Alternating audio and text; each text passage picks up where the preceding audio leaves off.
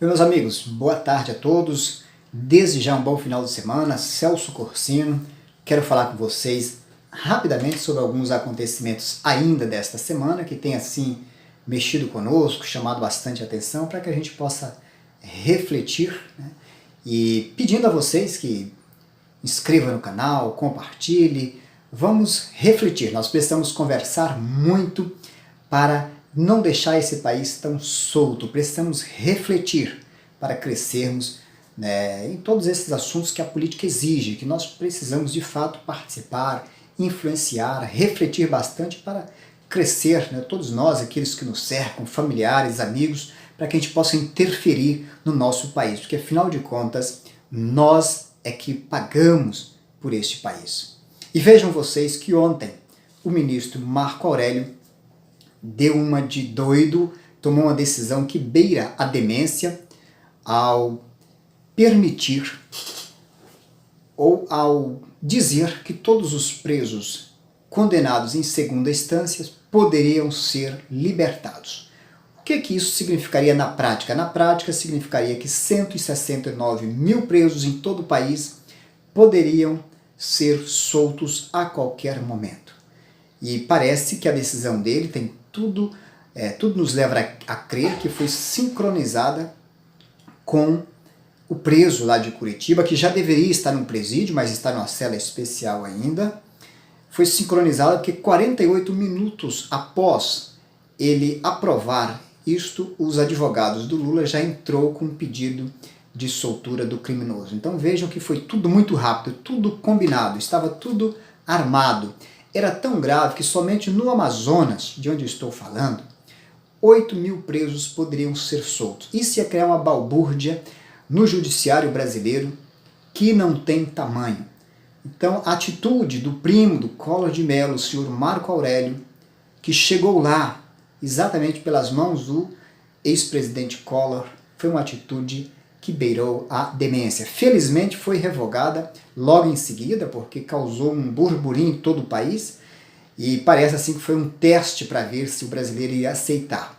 Mas o brasileiro não vai aceitar isso, e mostrou ontem claramente, e aí o juiz Dias Toffoli, o ministro Dias Toffoli, revogou a decisão.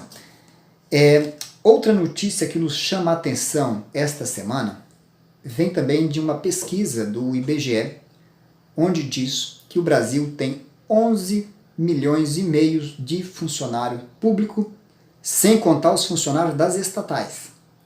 E que nós, brasileiros, pagamos por estes 11 milhões e 500 mil a bagatela de 725 bilhões de reais.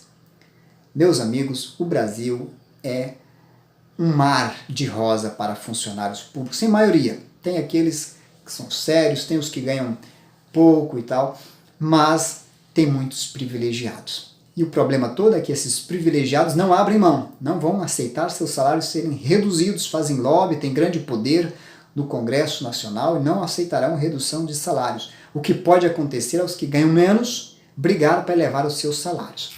E aí o brasileiro de fato se torna burro de carga para manter tamanha quantidade de parasitas, né? No judiciário, os políticos, em todas as esferas, nas esferas militares. E na esteira de tudo isso aí, de todos esses privilégios que nós não aguentamos mais ouvir falar, aqui no Amazonas, o salário dos secretários, governador, vice-governador e outros mais já foram elevados. Até parece, é a pergunta que eu até deixo, será que já teve um lobby do governador eleito para não ter esse desgaste no próximo ano e já aumentar logo agora, visto que a maioria dos deputados que estão aí na Assembleia vão continuar, foram reeleitos, e eles já estão assanhados também para aumentar os seus salários. Então, meus amigos, e vem ainda ligado a isso, lembrei aqui agora, a irresponsabilidade do senhor deputado, presidente da Câmara, Rodrigo Maia. Que senhor irresponsável! Infelizmente, os eleitores reelegem estas pessoas. Infelizmente, eles compram a democracia, porque muitos eleitores que poderiam mudar essa realidade simplesmente não votam, estão insatisfeitos, e aqueles que não estão nem aí vendem os seus votos, né? ou são dependentes destas pessoas pelo poder que eles têm e terminam reelegendo. O senhor Rodrigo Maia flexibilizou a lei da responsabilidade fiscal para os municípios. Ou seja, aquilo que deveria, hoje o município pode gastar até 60% daquilo que se arrecada, ele flexibilizou, dizendo que se a arrecadação for menor que 10%, se a receita cair, não sofrerá punição caso estoure esses 60%. No momento que nós estamos pedindo e clamando para que se reduza a carga tributária, para que se reduza o peso nas nossas costas, o senhor Rodrigo Maia vem e olha a malandragem desse deputado. Enquanto Temer estava viajando, ele assumiu interinamente a presidência, ele aprovou esta medida. E o Temer até ensaiou revogar, mas parece que não quer ir adiante e, pelo que tudo indica, vai mesmo ser afrouxada a lei da responsabilidade fiscal. Meus amigos, nós precisamos de fato influenciar muito e pressionar e criticar, não baixar as guardas. Nesse momento de redes sociais, onde estamos todos, onde a notícia chega tudo mais rápido, nós precisamos fazer uso dessas mídias para influenciar, para mudar esta realidade. Senão, nada muda. Se nós não mudarmos, se nós não agirmos, nada muda. Inclusive o presidente Bolsonaro, que todos nós torcemos para que faça um bom governo, deverá ser acompanhado. Senão vai ser engolido por essa moçada que está aí e ele mesmo cairá dos deleites do cargo. É preciso haver pressão o tempo todo da sociedade. Finalizando, a tragédia lá de Educandos, bairro aqui de Manaus, onde cerca de 600 casas foram destruídas pelo fogo antes de ontem.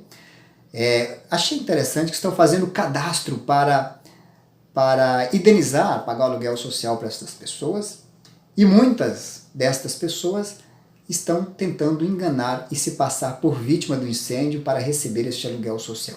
Muito simples, o poder público basta perguntar aos vizinhos se conhece aquela pessoa e fazer assim um cruzamento desses dados e vai checar rapidinho para evitar que isto aconteça.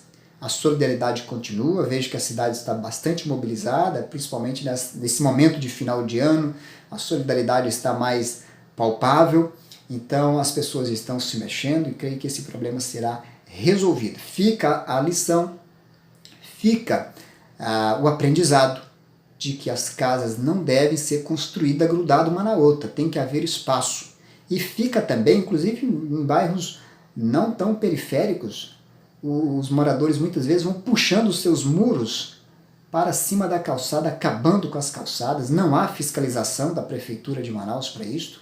Isso possibilita e facilita acidentes, dificulta inclusive a entrada de bombeiros. Lá no incêndio, as vielas não permitiam a entrada de bombeiros, o que agravou a situação. Meus amigos, fiquem com Deus, tenham um bom final de semana, passe essa mensagem adiante. Grande abraço a todos vocês e boa reflexão.